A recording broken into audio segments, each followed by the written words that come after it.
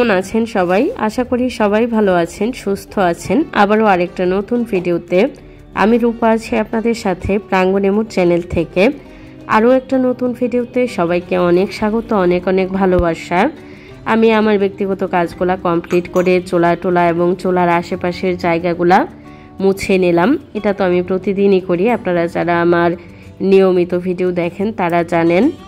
তারপরে একটু তুকমা ভিজিয়ে নিলাম গরম জলে। অনেক দিন এই অংশটুকু আপনাদের সাথে শেয়ার করা হয় না। আমরা তো সকালবেলা একটু লেবু মধু বলতে মধুটা খাই না, ঢাকার মধু পারতপক্ষে খাই না। আপাতত একদম অর্গানিক মধুটা নাই আমার কাছে, তবে লেবু তুকমা আর খুব একদম হালকা কুসুম গরম জল দিয়ে জলটা খাবো। তারপরে কথার জন্য একটু টিফিন রেডি করছি।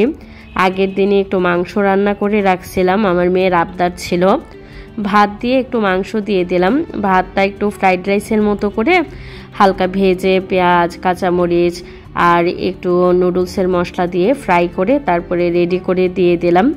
মেয়ে গেলে পরে আমি সকালবেলায় ইদানিং ঘরটা মুছে নেই, বেলাটা অনেকটা ছোট হয়ে গেছে। তবে প্রতিদিন সব কাজ আপনাদের সাথে ক্যামেরার সামনে উপস্থাপন করি না, অনেকটা দেরি হয়ে যায়। আর তাছাড়া একই কাজ দেখতে দেখতে আপনাদেরও ভালো লাগে না জানি আমি, আর আমারও শেয়ার করতে ভালো লাগে না। মানব জীবন কেবল আবেগের পেছনে দৌড়াতেই অনেকটা সময় আমরা পার করে দেই। কথায় আছে, গণক কখনোই নিজের ভাগ্য পাল্টাতে পারে না, ঠিক তেমনি পীর কখনোই মাঝারে টাকা দেয় না। তাই আবেগের পেছনে না ছুটে বিবেককে কাজে লাগানো উচিত। খুচরো পয়সার আওয়াজ কিন্তু বরাবরই একটু বেশি হয়, কিন্তু বেশি টাকার নোটে একদমই শব্দ হয় না। সবগুলা কথাই একদম বাস্তবসম্মত। তবুও মানব জীবনে চাইলেই আমরা এমন অনেক কিছু, বিশেষ করে যারা আমরা অনেক বেশি ইমোশনাল, পরিবারের প্রতি মায়া মমতা অনেকটা বেশি, সবার তো আসলে একরকম কাজ করে না। যারা আমরা একটু বেশি ইমোশনাল প্রকৃতির, তারা কিন্তু কখনোই নিজেকে বড় করে দেখতে পারি না। নিজের স্বার্থ, ভালো লাগা, ভালোবাসা, ভালো থাকা, একদম আমি হয়ে যাওয়া, এই জিনিসটা আমরা যারা অনেক বেশি ইমোশনাল তারা পারি না। এবং দিন শেষে দেখবেন এই স্বার্থের পেছনে না ছুটতে পারা মানুষগুলাই সবার কাছে অনেক বেশি দোষী, অপরাধী, কিংবা ভাগ্য তাকে সাথ দেয় না এটাও বলা যায়। আসলে কিছু কিছু মন কেমনের গল্প কোনোদিন কাউকে বলা যায় না, যা কেবল একান্ত নিজের করেই রাখতে হয়। কিছু কিছু ব্যথা একান্ত নিজেই হতে দেওয়া ভালো। আপনাদের সাথে কথা বলতে বলতে অনেক কাজ কমপ্লিট করলাম, বিছানাপত্র গোছালাম এবং সেই সাথে অফ ক্যামেরায় ঘরটা মোছা কমপ্লিট করলাম। সকালের খাওয়া দাওয়া কমপ্লিট হয়ে যাওয়ার পরে কিছু বাসনপত্র ধুয়ে নিলাম। আর তাছাড়া গতকালকে কিছু মাছ ফ্রিজে এই যে ট্রেতে বিছিয়ে রেখে দিয়েছিলাম। এভাবে মাছটা সংরক্ষণ করলে না পরবর্তীতে আমার যতটুকু দরকার হয় সুন্দরভাবে নেওয়া যায়, সবটা ভিজাতে হয় না। এখন একটা কৌটাতে করে একসাথে সব কিছু রেখে দেব, তাতে করে একটার গায়ে আর একটা লেগে যাবে না। এই জিনিসটা আগে আমি জানতাম না, অনেকের ভিডিও দেখে দেখে এই পদ্ধতিটা আমি নিজেও এখন অ্যাপ্লাই করি। অনেক বেশি সুবিধা হয়। আমরা মাছ যখন একসাথে একটা ডিব্বা কিংবা প্যাকেটে রাখি, পুরোটাই ভিজিয়ে দিতে হয়, তাতে করে মাছের স্বাদ গন্ধ নষ্ট হয়ে যায়।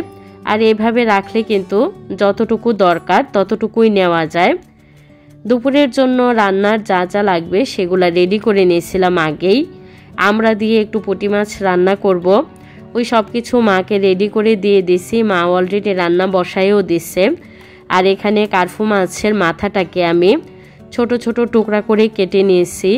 হয়তো ডাল দিয়ে খাওয়া হবে কিংবা লাউ দিয়ে খাওয়া হবে, যেভাবেই খাওয়া হোক না কেন কাটা থাকলে সুবিধা হয়।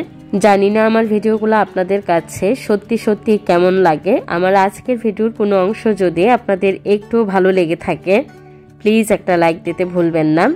আরও নতুন ভিডিও দেখতে চাইলে চ্যানেল সাবস্ক্রাইব করে রাখতে পারেন, তবে সাবস্ক্রাইব করার পর নোটিফিকেশন বেল অল অপশনে ক্লিক করে রাখবেন। তাতে করে আমি যখনই নতুন ভিডিও ছাড়বো আপনাদের মোবাইলে নোটিফিকেশন চলে যাবে। এবং ফেসবুক পেজ থেকে যারা ভিডিও দেখেন তারাও ভিডিও ভালো লাগলে প্লিজ একটা লাইক দিতে ভুলবেন না। আরও নতুন নতুন ভিডিও দেখতে পেজটা ফলো দিয়ে রাখতে পারেন।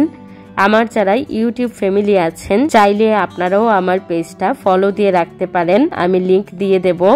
ওইখানে আমি খুব ছোট ছোট সুন্দর সুন্দর ভিডিও দিয়ে থাকি, যেটা দেখতে আপনাদের বিরক্ত লাগবে না।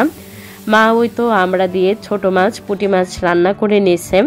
আমরা না একটু টক জাতীয় তরকারিতে রসুন পেঁয়াজ এবং রাঁধুনি বাটা ব্যবহার করি, যেটা রান্নায় অনেক বেশি সুস্বাদু গন্ধ এবং রান্নাটাকে একদমই অন্যরকম একটা মাত্রায় নিয়ে আসে।